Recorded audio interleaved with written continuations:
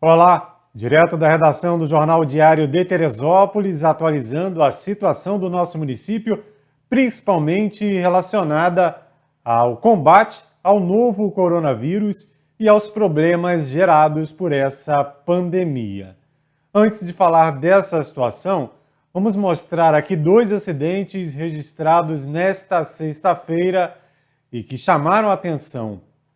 Um deles no bairro dos Pinheiros, onde o motorista desse veículo teria apresentado dificuldades na condução após ficar sem freios. A informação foi apurada no local pelo colega José Carlos Cacau, que nos cedeu as imagens. O acidente foi na ladeira Olegário Bernardes. Aliás, não foi a primeira vez que aconteceu esse tipo de situação nesse ponto do bairro do Morro dos Pinheiros. O veículo tombou, ficou inclusive de rodas para o ar. Nesse momento, o Corpo de Bombeiros já havia destombado o veículo e retirado o motorista, que, segundo apurado no local, teve ferimentos leves.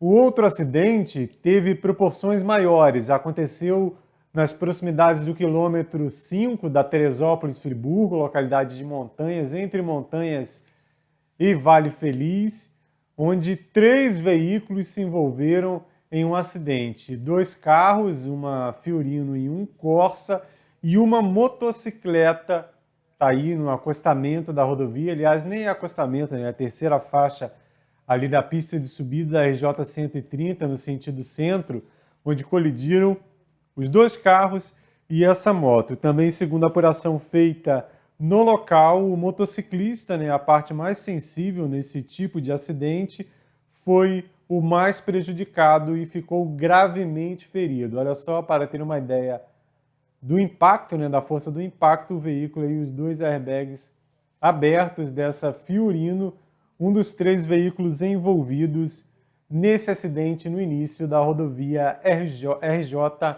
130 a Teresópolis-Friburgo. E a Prefeitura realizou, por conta própria e também com parceria com uma empresa, né, doação de uma empresa, desinfecção de 2 locais. Um deles foi o ginásio Pedrão, onde fica o centro de atendimento 24 horas. Né, mais uma vez foi feito esse trabalho de limpeza, de desinfecção, nesse caso aí por equipe da Secretaria Municipal de Defesa Civil, né, em apoio ao pessoal da saúde. E o outro trabalho do tipo foi realizado na praça do quartel do tiro de guerra, né, Praça dos Expedicionários, onde funciona o Etel Abdala, né, a unidade de saúde, mais conhecida como Tirodor, por conta dessa proximidade com o quartel do tiro de guerra. Né. Apesar dessa desinfecção agora, né, nesse local, as outras comunidades atentam para a necessidade da realização desse serviço. Lá no começo da pandemia aconteceu no centro, em vários outros bairros, em localidades do interior, mas já tinha um tempo que a gente não via imagem desse tipo, né, divulgada pela Prefeitura. E falando na necessidade de desinfecção, a agência do Santander, fechada nesta quinta-feira, após uma funcionária ter testado positivo para a Covid-19, também vai passar por esse processo. Mas isso falei no boletim anterior. O que chama a atenção é que, segundo informações do Sindicato dos Bancários, essa agência vai ficar fechada pelo período de 14 dias, que é o período de quarentena dos funcionários. Segundo informado, o Santander diz que não tem outra equipe para substituir, não tem funcionários suficientes para substituir toda a equipe, como é feito de forma padrão quando acontece a confirmação de coronavírus. Né? Mostramos aqui o Itaú no final do mês de abril, ficou 5 dias fechado, veio uma equipe nova, a outra ficou em quarentena, mas no caso do Santander, segundo o Sindicato dos Bancários, não há pessoal suficiente. Por isso, a orientação, se você é cliente do Santander, que procure outra agência nas próximas 2 semanas, agência lá da região central do município. O Sindicato dos Bancários também encaminhou para a redação do Jornal Diário o resultado de um trabalho feito pela categoria, que foi um trabalho de arrecadação de alimentos e de produtos de higiene. Né? O Sindicato dos Bancários entrou nesse movimento e arrecadou aí grande quantidade de cestas básicas e produtos de limpeza e doou para 2 igrejas, a paróquia Santa Rita, lá na Coreia, no finalzinho da Coreia, Meudon, que atende essas 2 comunidades, e também doou parte desse material para a Igreja Metodista no bairro da Quinta Lebrão, além de atender algumas famílias indicadas diretamente pela diretoria do Sindicato dos Bancários. Já são 2 meses de comércio fechado em Teresópolis. Essa foi uma das primeiras medidas anunciadas pelo governo municipal, até então seguindo a orientação do governo do estado, como forma de tentar diminuir a contaminação do novo coronavírus. E, depois de tanto tempo, 60 dias, com a grande maioria das lojas de portas fechadas, o prejuízo econômico, a crise financeira é evidente. Para tratar desse assunto, a repórter Paola Oliveira conversou com Igor Edelstein, falando em nome da CDL. Ele falou sobre vários tópicos relacionados a essa situação e aqui no boletim, 2 deles falando desse momento crítico que vive o nosso comércio. Olá, hoje nós vamos conversar novamente com o presidente da Câmara dos Dirigentes Lojistas aqui de Teresópolis, o Igor Edelstein. Ele vai estar falando aí a respeito do comércio, que nesta quinta-feira já completou aí 2 meses fechado, não é mesmo, Igor? Tudo bem? É isso, Paola. Você disse, é uma data triste, né? A gente nunca esperava completar 2 meses fechados, mas eu posso te dizer que estamos batalhando as instituições do comércio para que nós possamos voltar o mais breve possível. Inclusive, ontem, na quinta-feira, nós tivemos uma reunião na Prefeitura Municipal com a presença do prefeito, do procurador, para que nós possamos não só reivindicar a volta do delivery, quando a gente entregou em mãos ao prefeito municipal as razões e os motivos e as justificativas que deixam o delivery como fundamental para o comércio. Não que estejamos satisfeitos apenas com o delivery, mas o delivery é como se fosse um respirador, um ventilador, vamos dizer, que mantém o comércio vivo. E quando foi retirado do último decreto por uma imposição do Ministério Público e da Justiça, nós levamos ao prefeito para que ele consubstancie em sua petição de defesa a volta do delivery. E não só a volta, Paola, mas também um cronograma de retomada do comércio. Então, ontem a reunião foi muito boa, das instituições, Associação Comercial, CDL, Sincomércio, Teresópolis Convention e o Conselho Municipal Trabalho, Emprego e Renda, para que nós possamos traçar uma diretriz para a retomada do comércio.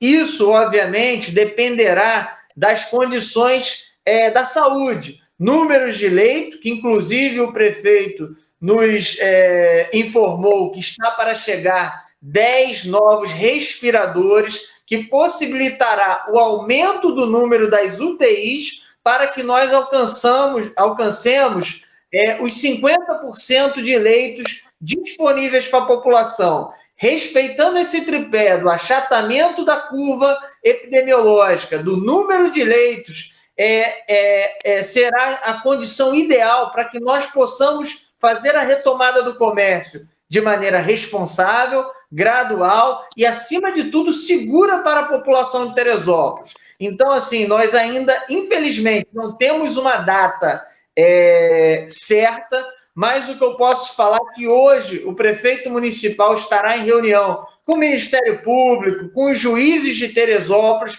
para que nós possamos agendar uma retomada, acima de tudo, gradual e segura para o teresopolitano. A gente sabe que, infelizmente, tem pessoas que não vão conseguir retornar aí com as suas atividades, né? Já existem muitas lojas com placas de aluga-se ou que passa o ponto, né? Você tem um número de quantas pessoas já encerraram suas atividades no comércio aqui de Teresópolis? Olha, nós não temos um número que eu possa te passar com segurança. Infelizmente, isso é um dado que me preocupa muito. E nós levamos ontem à Prefeitura Municipal para que nós possamos iniciar o quanto antes esse cronograma de retomada das atividades comerciais. Mas quando eu falo quanto antes, nós precisamos fazer o dever de casa, que é qual? Aumentar o número de leitos, e como eu falei no início, o prefeito municipal nos trouxe essa grande notícia, que já agora, entre sábado e segunda-feira, estaria chegando 10 novos respiradores, possibilitando abrir novos leitos e atingirmos as métricas necessárias para a retomada comercial. Não tem fórmula mágica, Paola, não tem receita de bolo, infelizmente. Se nós olharmos Petrópolis, Rio de Janeiro, Friburgo, o comércio também se encontra fechado. É uma corrida contra o tempo, é uma corrida que o mundo inteiro está correndo para que nós possamos retomar as atividades de maneira segura, responsável e gradual. E vocês da imprensa, sobretudo a Diário, têm uma parcela fundamental nessa retomada do comércio. É hora de nós darmos as mãos, é hora de um apoiar o outro. Eu não tenho dúvida que 99% da receita do Diário e da imprensa, de modo geral, advém do comércio. Então, isso é uma engrenagem. O comércio forte faz com que a cidade fique forte como um todo. Por isso que é uma preocupação capital de todos, de pessoas, inclusive, que não trabalham no comércio, mas sabem que a retomada comercial faz parte e é fundamental para que nós possamos superar essa grande crise que se abateu não só no comércio, mas na cidade como um todo. Essa entrevista na íntegra você confere na programação da Diário TV. O Igor fala de diversos outros tópicos, entre eles a campanha que circulou nas redes sociais nos últimos dias de que haveria 30 mil demissões no comércio local. Ele detalha esses números e explica como tem sido feito esse acompanhamento e se é real essa situação. Em Petrópolis já há data prevista para a reabertura gradual dos estabelecimentos comerciais. Destaque aí da Tribuna de Petrópolis falando justamente sobre essa data tão esperada pelos comerciantes. Na cidade vizinha, os estabelecimentos e os serviços começam a reabrir no dia 1º de junho, porém as academias ainda não poderão funcionar. A Prefeitura dividiu também, assim como foi falado aqui recentemente, uma espécie de onda verde, de liberação gradual do comércio, onda verde, onda branca, e alguns ficam lá no final dessa lista. A reportagem na íntegra você confere no site da nossa colega Tribuna de Petrópolis, onde há um destaque, inclusive, do prefeito, que diz que reabertura gradual não significa o fim do isolamento, né? Petrópolis anuncia-se já esse começo de flexibilização, mas diz que não é para virar bagunça novamente, senão a situação complica. Agora vamos aos números lá de Petrópolis para entender por que lá já começa a se falar nessa reabertura. O último boletim da Prefeitura é 376 casos positivos e 346 negativos aí dos testados e outros em análise. 376, logicamente, é um número alto ainda, não é um número baixo, mas comparando a população de Petrópolis, mais de 300 mil habitantes, diferente de Teresópolis, que tem um número alto e tem quase a metade da população de Petrópolis. Então, por lá, 376 casos positivos e o número de internados lá continua alto, né? 92, mas ainda não chegou ao máximo da lotação prevista lá no município vizinho. Vamos agora a Nova Friburgo, saber como está a situação de acordo com o último boletim divulgado pela Prefeitura. Olha só, 167 casos, Petrópolis 376, Nova Friburgo 167 casos positivos da Covid-19. Desses, aí 55, um terço, né, aproximadamente, é de profissionais da saúde, ou seja, pessoas que têm contato direto com a contaminação, né, por conta do trabalho, o risco é muito maior, então se retirar aí o pessoal da saúde, a proporção para a população também é baixíssima em Nova Friburgo. Olha só, agora o número de Teresópolis. Todos os boletins na mesma data. Em Teresópolis, 589 casos positivos para a Covid-19. Olha só que diferença para Friburgo, 167, população maior que a nossa Nova Friburgo, 167. E entre esses 167, 55 são de pessoal da saúde. Agora Teresópolis, quase 600 casos confirmados já em Teresópolis, 589. Mais 177 sendo investigados. E o número de mortes também é crescente na cidade, 18 mortes confirmadas e outras 2 em análise. O número de internações voltou a subir por aqui, 49, 31 entre os pacientes que tiveram a confirmação para a Covid-19 e outras 18 relacionadas a casos suspeitos. Então, o número de leitos quase que totalmente ocupados em Teresópolis até o momento. O número de leitos clínicos é um pouquinho maior, né? Mesmo assim, não há uma margem ainda de segurança. É preciso contratar mais leitos junto aos hospitais. Realmente, a situação do nosso município preocupante, havendo qualquer atualização desses números, né? Esse foi o último boletim que tivemos acesso para fazer essa transmissão aqui na Diário TV, mas havendo qualquer atualização, qualquer dado novo divulgado pelo Gabinete de Crise da Prefeitura de Teresópolis, você confere na nossa barrinha de notícias e também em nosso site, logicamente. Essa semana, o governador Wilson Witzel, acompanhado do novo secretário de Saúde do Estado, Fernando Ferri, anunciou mudanças no protocolo de atendimento para pacientes com suspeita da Covid-19. É um protocolo de tratamento que pode ajudar muito, porque é fruto de pesquisa na Universidade Federal. Nós viemos defendendo um conceito de necessidade de leitos de CTI em termos de proporção 40% para 60%. O doutor Ferri, com a experiência acumulada nesses meses de pandemia, ele traz uma proposta que pode melhorar o tratamento e evitar a internação de muitos pacientes. Se nós aplicarmos isso em larga escala, mudando esse protocolo, certamente nós poderemos ter um enfrentamento da doença que reduzirá a necessidade de CTI e aumentará a nossa chance de rápida retomada da economia com a imunidade de pessoas, de certa forma, até mais rápida, né? Mas tudo isso é experimental. Nós estamos numa guerra. Então, nós temos que tratar esse paciente de uma forma muito precoce. Aprendemos isso. A tempestade de citocina, como eu já falei, ela começa na fase 2A.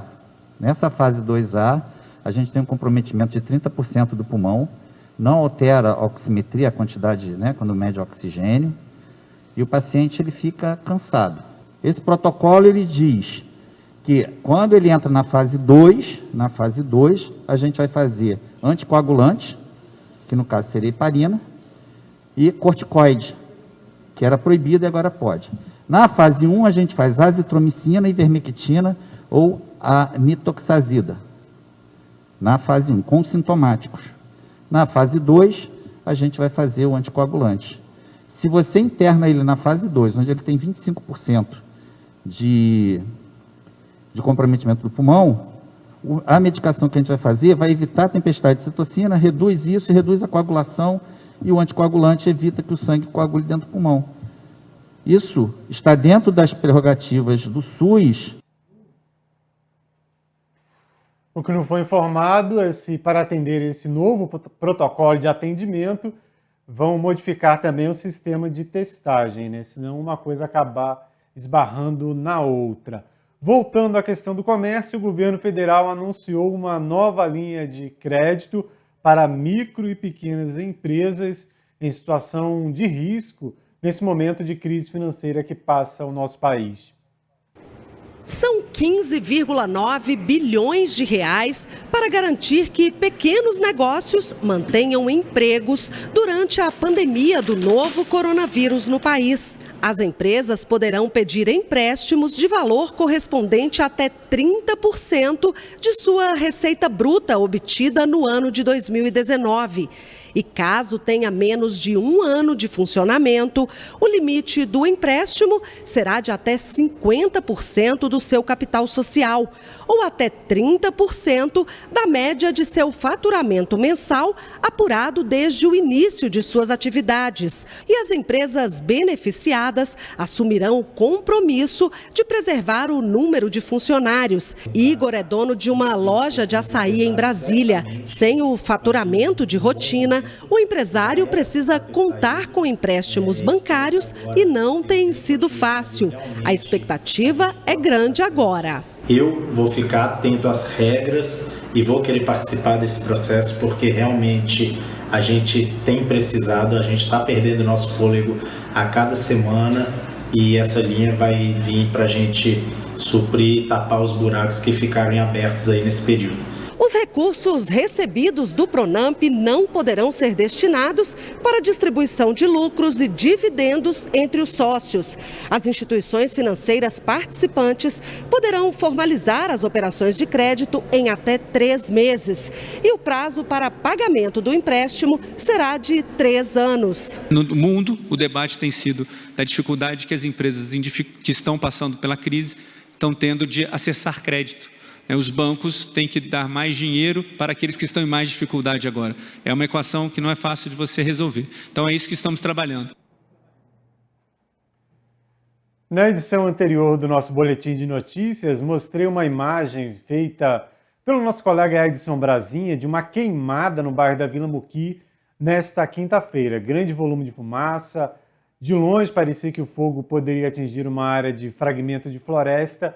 E falei também que, infelizmente, essa situação tem sido registrada em várias outras comunidades, né? Parque do Imbuí, com frequência, o Parque do Imbuí, existe queimada de lixo em quintal, o que é crime ambiental, pode dar multa, cadeia.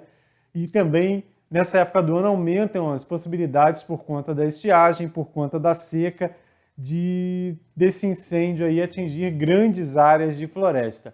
Hoje, coincidentemente, o Corpo de Bombeiros e o quartel local iniciam uma campanha contra esse tipo de situação, atentando não só para os problemas ambientais diretamente à fauna e flora, o prejuízo diretamente para a natureza, mas também falando para o ser humano nesse momento de combate ao novo coronavírus, porque a fumaça pode aumentar as chances de problemas respiratórios. Vamos agora a um dos vídeos dessa campanha feita pelo quartel do 16º GBM. Todos nós estamos nos esforçando, nos mantendo em quarentena conforme orientações dos órgãos competentes, com a principal finalidade de evitar um colapso no sistema de saúde. Agora, na época da estiagem, além da baixa umidade do ar e com o clima frio chegando, os incêndios florestais ocorrem com muito mais frequência, devido a atos negligentes e até mesmo criminosos. Além de causar problemas ambientais, estudos no Brasil e no mundo vêm demonstrando que a fumaça resultante dessa queima aumenta o número de atendimentos nas unidades de saúde devido a problemas respiratórios, o que pode contribuir ainda mais para que as pessoas fiquem mais vulneráveis à ação do coronavírus. Por isso, pedimos sua ajuda. Ao perceber chamas descontroladas, ligue para o Corpo de Bombeiros.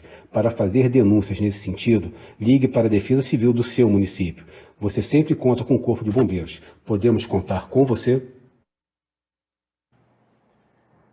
Denuncie, faça a sua parte. Mais do que nunca, empatia e respeito são fundamentais.